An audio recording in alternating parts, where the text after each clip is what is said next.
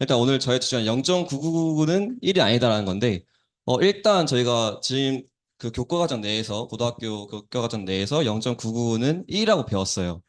근데 이게, 약간 수학적 구조를 잘만 이렇게 좀 틀으면 0.999가 1이 아닐 수도 있다라는 것을 보여주는 것을 이번 세미나 목표로 하겠고요. 이번에도 역시 30분 내로 끝내도록 하겠습니다. 지금 14분인데, 45분 이내로 끝내도록 하겠습니다. 그리고 오늘 뒤풀이 장소가 노랑통닭이라고 하는데 혹시나 투표 안 했는데 먹고 싶으신 분들은 오셔도 될 것 같습니다.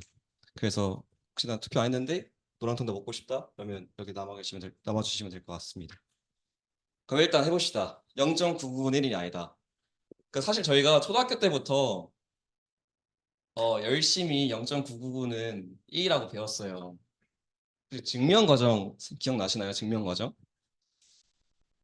뭔가 여기 이걸 x라고 두고 10을 곱한 다음에 그 다음에 뭐 똑같은 거 빼준 다음에 뭐 그러면 소수점들이 다 없어지는 거. 근데 이런 증명 과정이 사실 저희가 인지하지 못했지만 제가 관습적으로 써왔던 그런 수학적 엄밀하지 않은 부분이 좀 있거든요. 그래서 그 부분을 오늘 조금 말씀드리려고 합니다. 일단 기억나실지는 모르겠지만 초등학교 때도 이걸 질문했었어요. 어떻게 질문했냐면 3분의 1을 이용했거든요. 그래서 한번 3분의 1을 계산해 봅시다. 3분의 1. 1을 3으로 나눠봅시다. 이거 되게 오랜만에 하죠.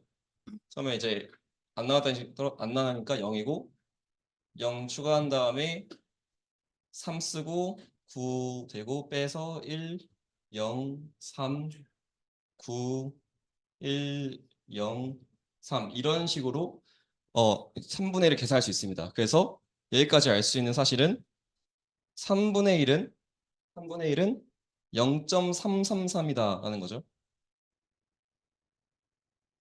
그리고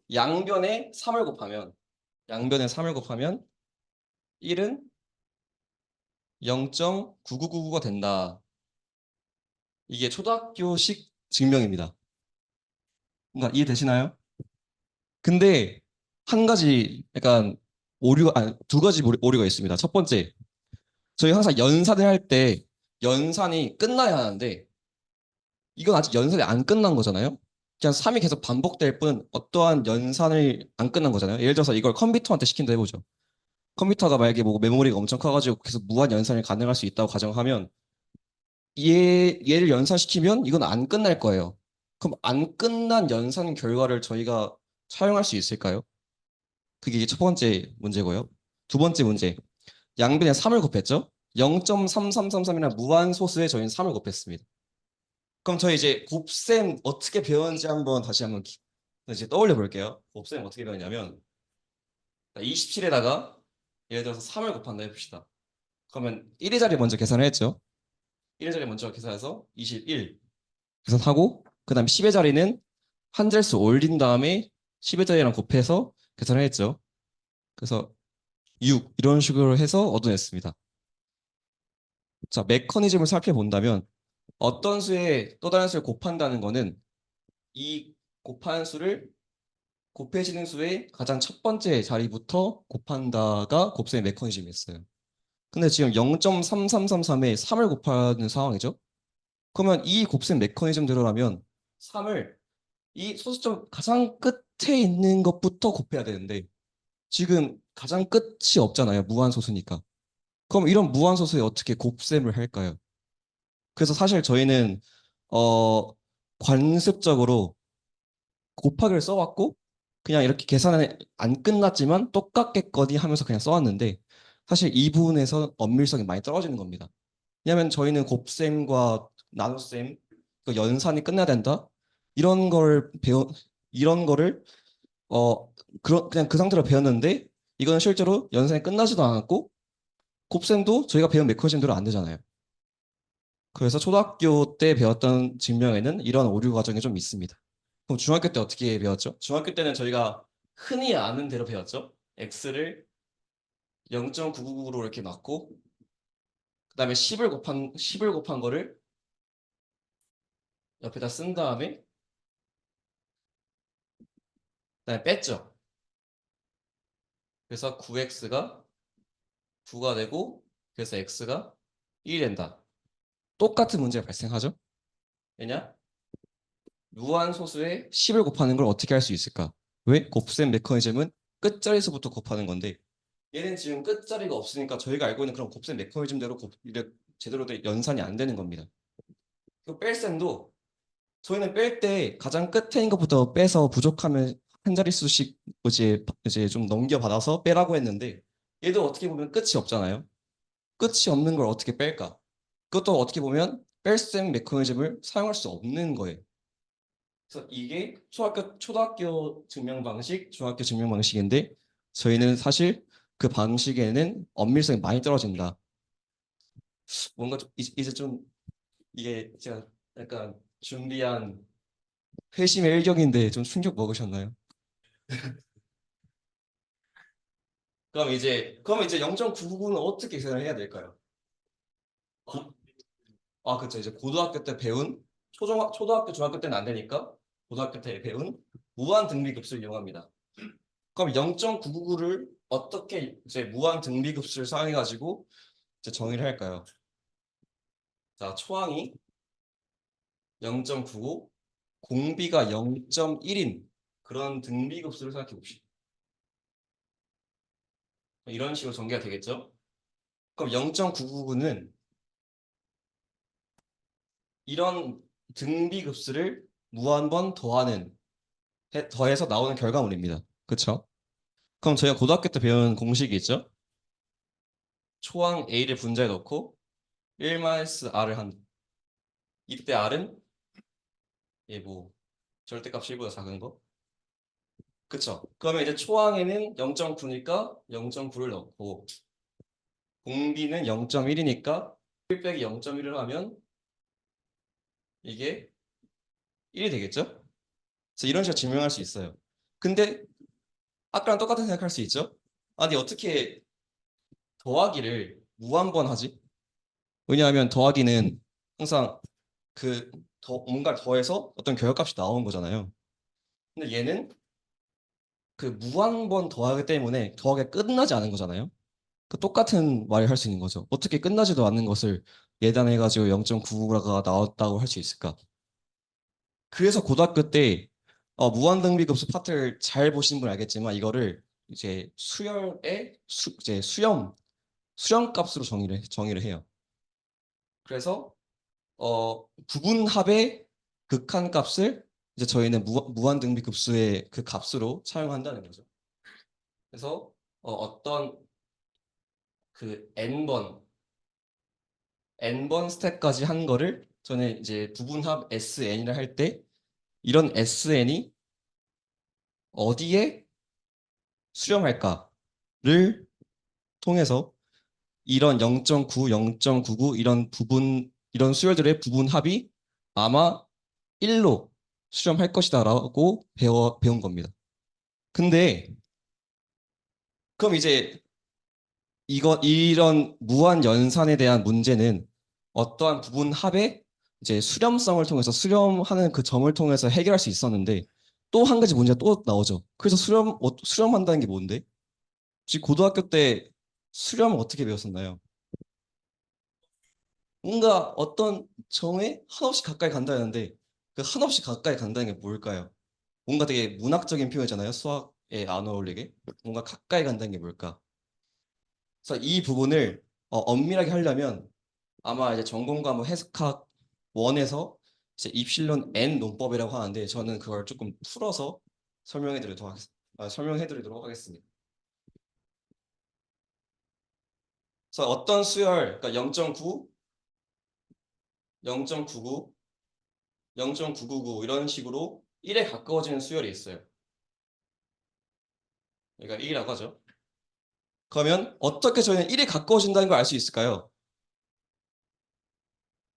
제 해석학에서의 정의를 따르면 일단 1은 지금 이 수열이 수렴했으면 좋겠는 값이잖아요. 그래서 이 수열이 1에 과연 수렴하는가 안 하는가를 판정하기 위해서는 1을 중심으로 했을 때 길이가 R인 열린 구간을 잡는 거죠. 혹시 열린 구간 기억 다 하시죠? 고등학교 때 배웠던. 그래서 1-R부터 1 플러스 R이라는 열린 구간을 잡은 다음에 이렇게 열린 걸 딱 줬어요. 그러면 과연 수열이 충분히 진행을 했을 때 이 열린 구간 안에 전부 다 들어갈 수 있을까? 전부 다 들어가면 그건 수렴한다고 하는 거고, 만약에 하나라도 빠져나오는 게 있으면 그거는 수렴하지 않는 겁니다. 예를 들어서 어, R을 대충 0.001로 줘볼게요. 엄청 작은 숫자죠. 0.001로 줘볼게요. 엄청 작은 숫자니까 이게 계산하면 0.999일 겁니다.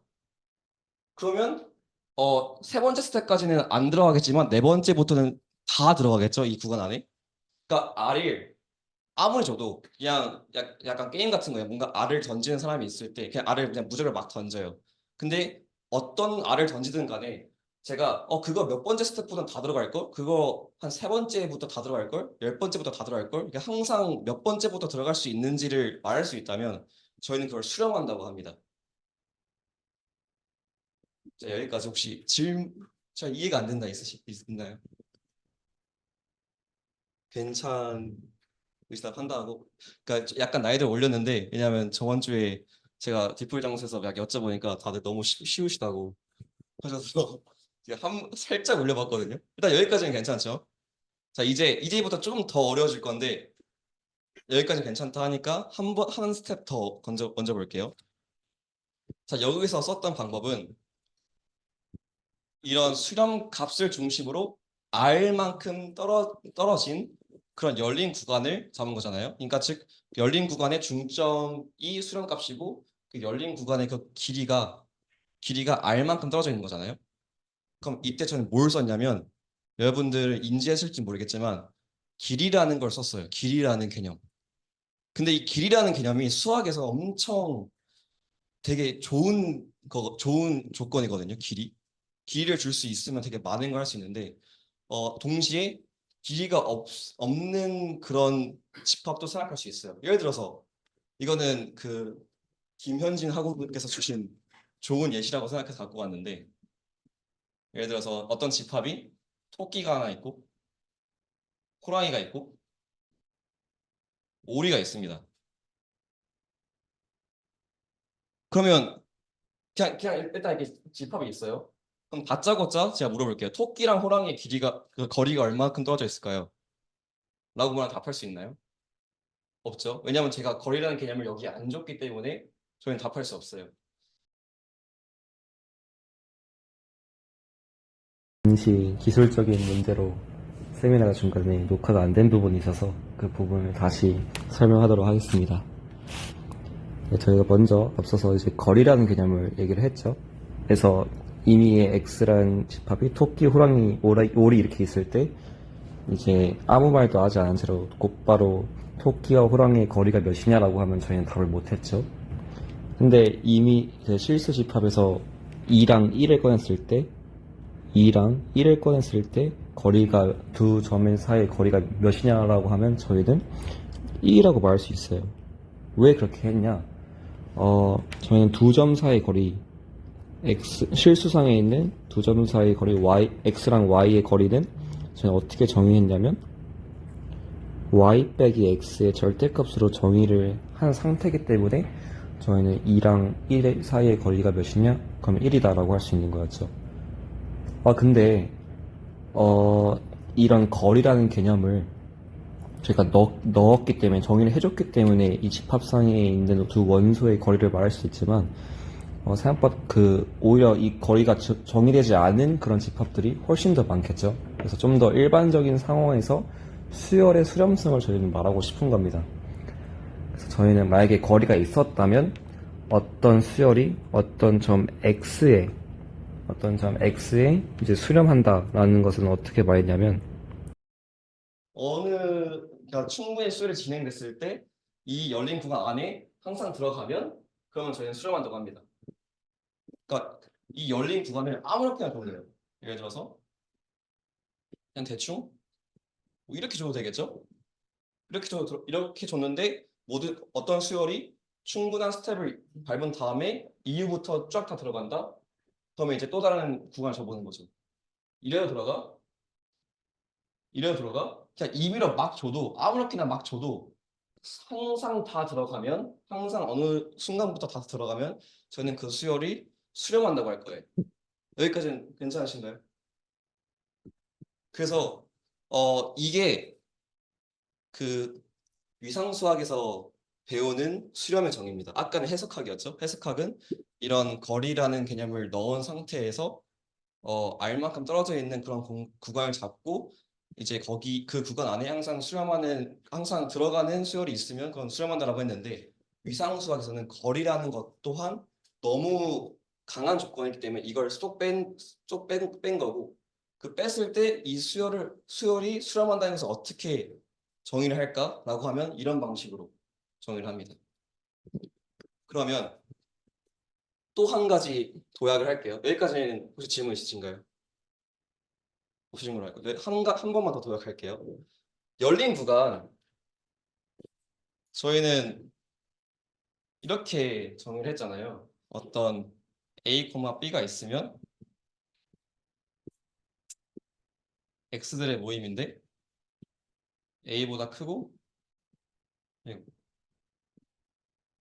A보다 크고 B보다 작은 이런 걸 저희는 열린 구간이라고 정의했습니다.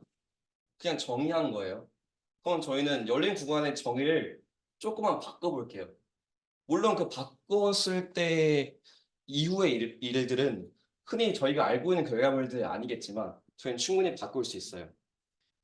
물론 한 몇 가지 조건을 만족해야 조금 잘 정의가 되는데 그냥 그런 거 다 신경 쓰지 말고 제가 지금 제시하는 열린 구간은 다 잘 정의된다고 한번 그냥 믿고 한번 따라와 보세요.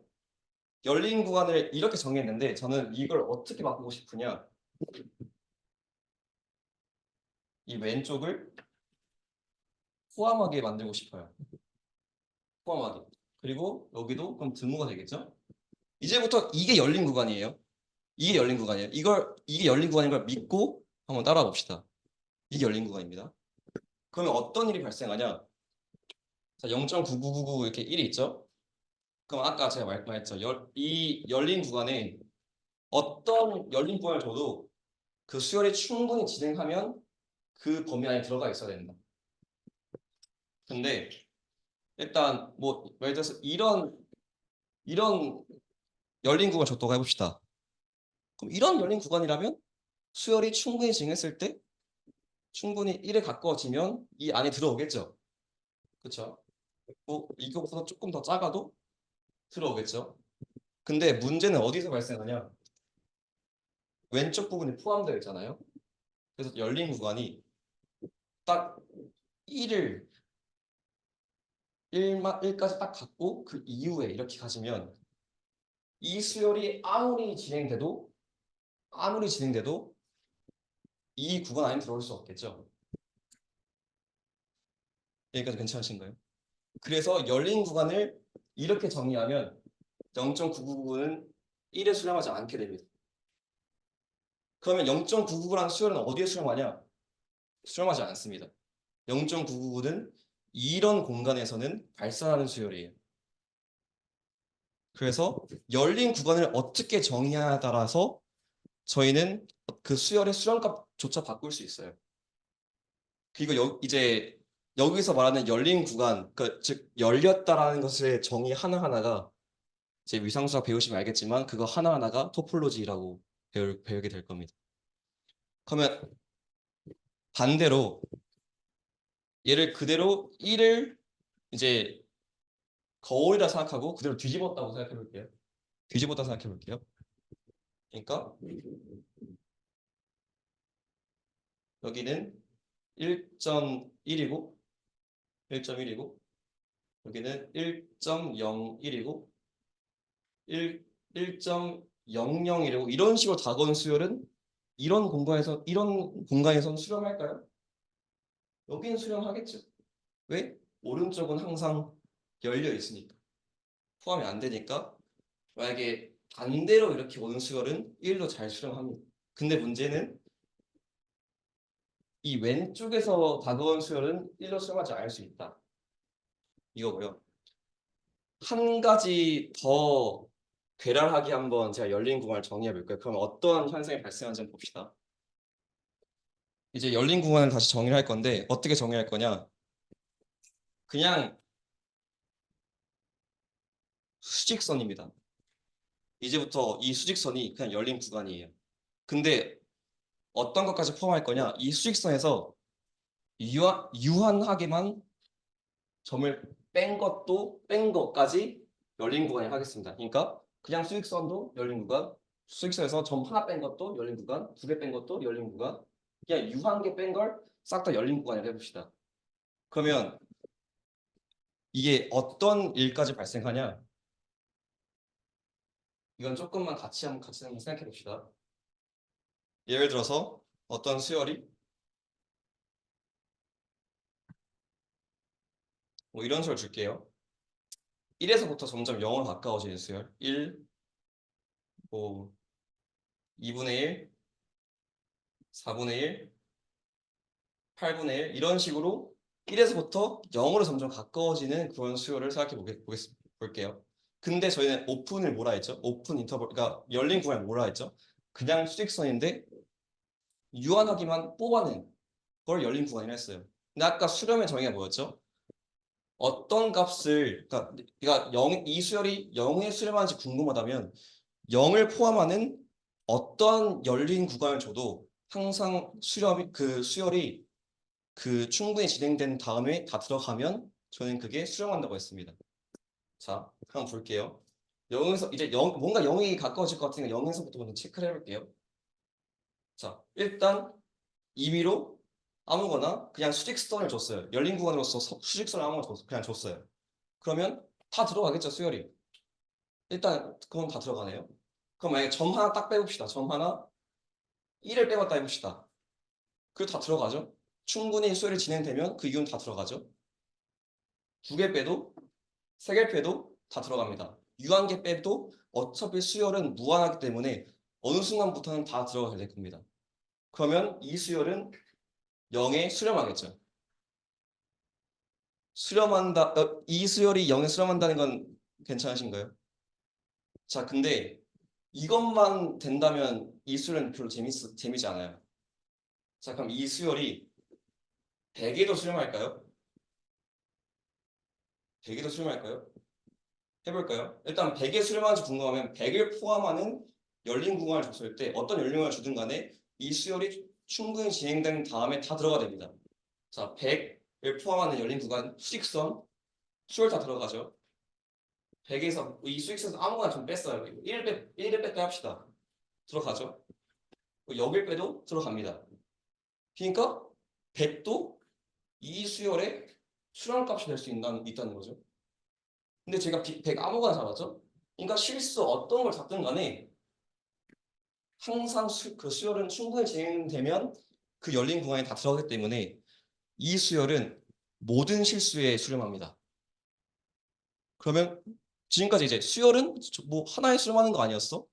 물론 저희가 잘 알고 있는 것까지는 알고 있는 이제 그 범위까지는 그게 맞는데 이런 식으로 열린 구간을 막 이렇게 줘버리면 그러지 않은 공간이 나올 수도 있다는 거예요. 그래서 어 약간 이런 공간 같은 경우에는 수요를 아무렇게나 주든 간에 항상 모든 실수에 다 수렴하는 수열이 생길 수 있는 거고 또 어떤 공간은 수렴값이 두 개 하는 수열이 존재할 수도 있는 거고 되게 여러 가지 상황이 발생할 수 있습니다. 그래서 열린 구간을 주는 것이 이제 어떻게 보면 저희에게 되게 중요한 수학적 구조를 딱 정확하게 나는 이런 구조에서 수학을 할 거다라는 것을 주는 것과 같기 때문에 최초로 열린 구간을 정의하는 게 되게 중요해요. 그게 이제 위상 수학에서 토폴로지를 결정하는 것이 가장 중요하다고 하는 말과 똑같습니다. 그래서 이거에 대해서 조금 더 궁금하신 분들은 위상 수업 때 들으실 수 있고요. 그러면 이제 또 한 가지 질문이 이렇게 나올 수 있잖아요. 한 가지 질문. 그러면 어떤 조건을 줘야 수열의 수렴값이 항상 하나일까를 생각할 수 있잖아요.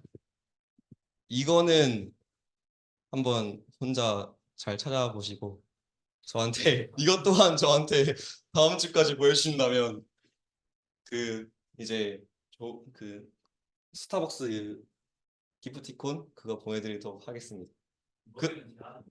모양 제한이요? 있죠. 왜냐면 위상수학 들으신 분들 다 알기 때문에 위상수학을 수강하지 않은 5학기 이하라 할까요? 그럼 위상 수강 중인 지금 뭐 배우시죠? 네? 이게 정의학 배웠어요. 그 회장님 어떻게 할까요? 쿨하게. 오케이, 그럼 쿨하게 위상수학 수강 중인 학생까지 하도록 하겠습니다. 혹시 질문 있으신 분 계신가요? 질문 있는 게 있으신 분? 일단 질문 없으신 것 같고, 그러면 일단 저 오늘 세미나는 0.999는 1이 아니다였는데, 조금 엄밀하게 말하면 여기서는 0.999가 정의가 안 되는 거죠. 1이 아닌 게 아니라 그냥 정의가 안 되는 공간이었던 겁니다. 그래서 이런 식으로 열린 공간을 잘못 주면 우리가 흔히 예상하는 것과 다른 일들이 발생할 수 있다는 것을 알려주시고 알고 계시고 이제 저의 세미나 여기서 마치도록 하겠습니다. 감사합니다.